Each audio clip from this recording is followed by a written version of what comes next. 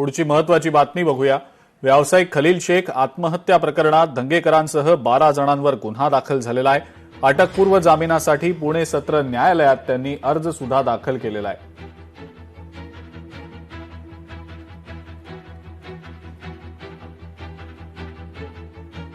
गुन्हा दाखल झाल्यानंतर लगेच नेक्स्ट डेला आम्ही जिल्हा व सत्र न्यायालयामध्ये त्यांच्या जामीन अर्जासाठी अर्ज दाखल केलेला आहे। तो अर्ज कोर्टाने दाखल करून घेतलेला आहे।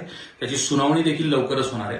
मी आपल्याला आवर्जून 2 गोष्टी सांगू इच्छितो। रवींद्र धंगेकर यांचा या आत्महत्येच्या केसमध्ये कुठलाही दुरान्वयी संबंध नाही, पत्नीचा देखील संबंध नाही, परंतु केवळ त्या 1 वर्षभरापूर्वी मागील 1 वर्षाबरोबर त्या भागीदारी फर्ममध्ये रिटायर झाल्या असताना सुद्धा केवळ द्वेषापोटी आणि त्यांच्या विरुद्ध खोटी केस करण्याच्यासाठी त्यांच्या विरुद्ध हा खोटा गुन्हा दाखल केलेला आहे।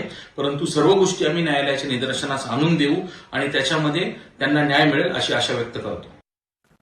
पुण्यामध्ये भाजपचे प्रदेशाध्यक्ष रवींद्र चव्हाण यांनी नगरसेवकांसोबत बैठक घेतलेली आहे। भाजपचे नगरसेवक मंडल अध्यक्षा यांच्यासोबत रवींद्र चव्हाणांची बैठक पार पडलेली आहे। पुण्यातल्या कॉर्नेट हॉटेलमध्ये ही बैठक पार पडतीये।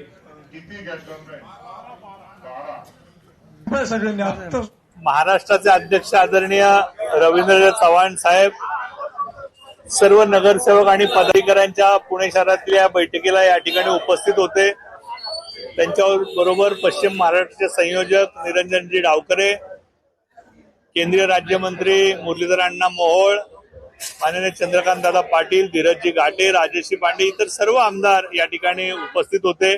मतदार नोंदणी हा एक प्रामुख्याने विषय होता।